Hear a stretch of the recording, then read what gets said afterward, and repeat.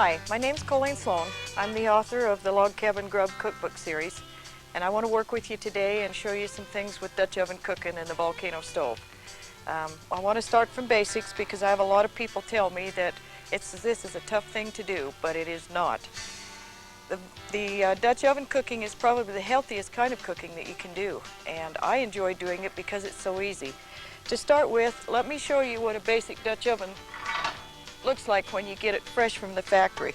This is a raw piece of cast iron. To cure a Dutch oven, I usually make sure that I put this in the hottest soapy water, and I know some of you are going to say don't put it in water, but let's go back to the basics of cast iron. When you get this Dutch oven, put it in your hot soapy water and scrub it real good with a rough scouring pad like Brillo or SOS or something like that, and take all of this lacquer off. Then rinse it off real good, put it on the heat, and you will dry out all the moisture in this cast iron. Then, while the oven is warm, you need to take this, lightly oil it, and I don't recommend any specific oil or anything that you use. Sometimes I'll use oil, mostly I use bacon grease because I like the taste of the bacon grease that it gives in the Dutch ovens when you're cooking. So mostly I use bacon grease, but you can use Crisco or vegetable oil of any sort or another. And just lightly oil your pans. Now when you cure them, you want to cure them upside down. If you cure your pot upside down, then you won't have to worry about all of the moisture going into the bottom part of your pan and all of your oils puddling up. They'll come out looking nice and black if you'll use them like that. I usually turn mine upside down on my stove, and the reason I do is because then all of the oils will come out of my pot and drain down inside. That also helps me to season the inside of my stove. When your pot has been on for about an hour, and with 20 briquettes underneath here, you're going to get way over your 400 degrees that you need to cure your pot. And you do need to cure these very hot. If you do, you'll bake your seasoning in just like we have on this one, and they'll come out looking very black and very nice for you. Once you have cured your Dutch oven, you can reseason those from time to time, but you don't have to. Just continually warm them up. I always warm my Dutch oven before I use it and lightly oil it. That way it doesn't stick for me. The hardest thing to get out of these Dutch ovens, of course, is cheese. So when you go to clean these, I use a vinegar solution. I mix 1 part vinegar and 4 parts water together of apple cider vinegar. I will just take my spray bottle and spray inside of my Dutch oven and let all of the food just go right down to the bottom of the pan, and then just take a paper towel and wipe out your Dutch oven, which makes it very, very easy for you to clean. That takes all of the food right out of your Dutch oven. Plus this is a disinfectant, and this is a natural disinfectant, so it is disinfecting your pans while you're cleaning them, but it won't take the seasoning out because it's strictly vinegar and water. It is soap that takes the seasoning out of your pans. One of the old wives' tales, I used to have people say to me, well, I just throw mine in the campfire and burn them. I don't like to do that because the next set of food you cook in there, once those start to cool off, if there's anything burnt, those pores will close and capture the burnt food. Then you get a burnt taste in the next set of Dutch oven pans that you're doing. So don't put them in the campfire to burn them out. These pans are made to take extremely hot heat, but you don't need to cook anything in here over 360 to 390. That makes it an oven. When you have an oven at home and you're using and baking a cake or a roast, you don't open your oven to check your oven at home, so don't open your Dutch ovens, okay? It's important when you're cooking with the Dutch ovens to remember this is an oven, and the moisture will escape from underneath the lip of the lid of the pan, and then you will smell it and you'll know your food's done. Makes it virtually a self-timing oven.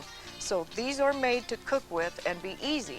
It's not made to be a hard thing to learn or to cook with. This will get so hot in here, and you'll notice I have no coals on top of my Dutch oven when I'm cooking. Inside of this Dutch oven, and I'll show you, is a full pot meal, okay? Inside of this is the corn on the cob, the potatoes, the broccoli, the chicken is in the bottom with some onions on it. And when I lifted this lid, I let about 40 or 45 degrees of temperature out. It'll take me 10 or 15 minutes to build that back up. I'm going to add to my cooking time, so that's what you want to stay away from. If you want this to cook low and slow, don't lift the lid. Wait for the smell. But don't try to put too much heat on it. If you're burning something, you got too much heat there. So you need to know that you need to take away from your heat.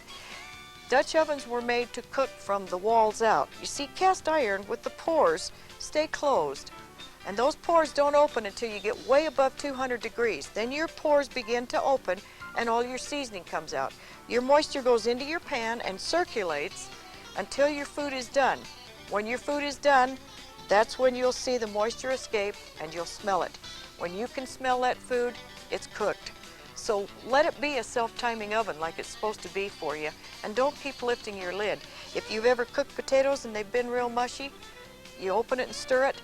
You've cooked them too long, and stirring them will mush the outsides of them up, and that's what makes your food go mushy on you, is to lift it and stir it. You don't need to stir these. These were made to be an oven, and you don't stir things in the oven. So let this go through as a baking oven for you, and just watch for the moisture to escape and wait for the smell. Okay, with cast iron pans, after that moisture is escaped, if you know the concept of cast iron cooking, then you know that the moisture has to go in when those pores open. When you have your briquettes right around the outside of your lid, as this, or around the bottom, right on the outside walls, you're going to create the oven that you need. Okay, with the Volcano stove, you'll notice I'm cooking right on top of the table. There's no heat outside and none underneath. So this is really a safe and efficient little cook stove. With 10 or 12 briquettes, you're going to cook for over 2 hours in this oven. And that gives us the opportunity to reuse them again if we don't use them up the first time. Most Dutch oven meals are cooked between 360 to 390 degrees. That means that inside this little stove, with the damper system, you'll be able to control the air that gets to your briquettes. So you can make them last a lot longer if you use the damper system. I normally, as soon as the briquettes have been lit, and you light them in the stove, open your damper system all the way. In 6 to 10 minutes, your briquettes are ready to use. And when I've lit my briquettes, then I will close my damper about halfway. That gives me the opportunity to keep the air away from my briquettes. You see, the most important thing briquettes has is air. But if you leave the air on after the briquettes are lit, then they will burn up in about 20 to 25 minutes in the open air. That also makes this stove really efficient for an emergency survival thing if you need it. In a matter of natural disaster or something, or the power goes out, this little stove will cook 2 meals a day for 2 weeks on 20 pounds of briquettes if you need to. So it makes it extremely efficient. Once you've cooked your meal in your Dutch oven, and most stews and soups can be cooked in a matter of about 45 minutes to an hour, you can actually take out the briquettes, and I use good Kingsford briquettes because that's a better make of briquette. The inexpensive brands have a tendency to fall apart on you when they start burning, and they'll smother out in the big chunks of wood and coal that they put in them. So I use good Kingsford. Now, the Dutch oven itself, inside the stove, if I'm going to use my wok, and I want total concentrated heat underneath the bottom of my wok, I just need to stack them in the center. But I always keep them on the outside to cook with the Dutch ovens. 10 or 12 is maximum of what you need to cook in this little stove. I found when I was in Seattle, Washington at sea level, cooking for the International Sportsman Show, that I could go down as low as 8 briquettes and still get almost 375 to 390 degrees. So the lower you are near sea level, the more air you've got. When you get up high in the mountains, remember, you're going to get up to 14,000 feet. You're going to have to add 3 or 4 briquettes. Each briquette should give you approximately 20 to 22 degrees heat, okay? Inside of this stove, those briquettes will give you double that heat because of the inner liner 18-gauge steel reflects the heat back into the pan, so you get double the efficiency out of your briquette. That's why you can cook with 10 or 12 briquettes. Dutch oven cooking to me is probably the healthiest way there is to cook. I use a lot of meats, and I use a trivet underneath my meat, so I keep my meats about this far, about an inch off the bottom of the pan. That allows me to let the grease drop off, and I don't lose any of the vitamins and nutrients because I don't lift the lid. And then the grease in the bottom, or the tallow, or whatever you want to call it, that comes out of your meats, whether it's wild meat or tame, doesn't matter. So you have a lot of good cooking things that you can do with your Dutch oven to make it healthy for you at home. You can put your meat right in the bottom, put your vegetables around it, put your lid on, and walk away. In an hour, hour and a half, you're going to have a fully cooked meal, which makes it really neat for you, and it's very healthy because it's up out of the fats. So when you're cooking with the Dutch oven, make sure that you use the foods that you like the best, and don't be afraid to be creative, okay? I use everything. In my cookbook, the Log Cabin Grub Dutch Oven, I give you all kinds of ideas for some one-pot meals that you can cook with. which makes it very tempting to you, but be creative and use your own imagination when you're Dutch oven cooking. Now in this Dutch oven, and you'll notice I can take a hold of the bale handle and pick this up, because when your bale handle sits outside of your stove, it doesn't get hot. But remember to keep a hot pad around if you're going to do that. Inside of this Dutch oven, I just cooked the rolls. And if you noticed, the steam came out and you can get the smell. Inside the Dutch oven itself is 30 rolls, and they are all done. So I just flip them over, and then I will take my spray butter and just put a little butter on top of each one of them. And then I like to have just a touch of seasonings because it gives it a real good flavor for your rolls. And now you'll notice they're golden brown. I like to cook with the Volcano to make sure that I don't waste the heat. But before we do that, Harley, will you go get some napkins, please? Harley? Harley? Go get some napkins. Go get some napkins, hurry. This is Volcano's Instant Picnic Package, and this is what makes the little stove so unique. It has its own carry bag. Inside is a rubberized lining, so it's water resistant. It's washable, so if you do wash it, you spray it with Camp Dry and it'll be back to water resistant.